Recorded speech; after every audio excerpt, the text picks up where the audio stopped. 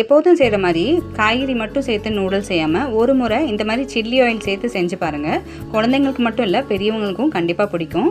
So வாங்க எப்படி செய்கிறதுன்னு பார்க்கலாம். ஃபஸ்ட்டு கடாயில் 1 டேபிள் ஸ்பூன் எண்ணெய் சேர்த்துருக்கேன். எண்ணெய் சூடானதும் காய்கறி சேர்த்துக்கலாம், நம்மளோட விருப்பம் தான். நான் 1 கேரட், அரை குடமிளகா சேர்த்துருக்கேன். இதை சேர்த்துட்டு 1 நிமிஷத்துக்கு வதக்கி விட்டுக்கோங்க. இப்போ இந்த காய்கறிக்கு தேவையான ஒரு அரை அளவு மட்டும் உப்பு சேர்த்துட்டு ஒரு 2 கப் தண்ணி சேர்த்துக்கலாம்.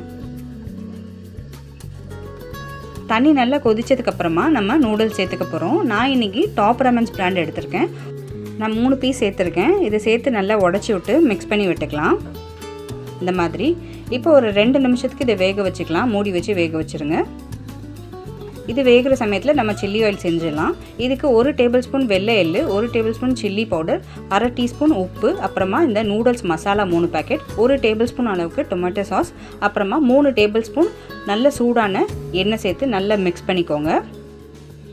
இது உங்களோட காரத்துக்கு தகுந்தாப்புல நீங்கள் மிளகாத்தூள் கூட்டவோ குறையோ செஞ்சுக்கலாம். இப்போ பார்த்திங்கன்னா நூடுல்ஸ் நல்லா வெந்துருச்சு, தண்ணியும் நல்லா வத்திடுச்சு. இப்போ நம்ம ரெடி பண்ணி வச்சுருக்க சில்லி ஆயில் சேர்த்துக்கலாம். சேர்த்து நல்லா மிக்ஸ் பண்ணிக்கோங்க.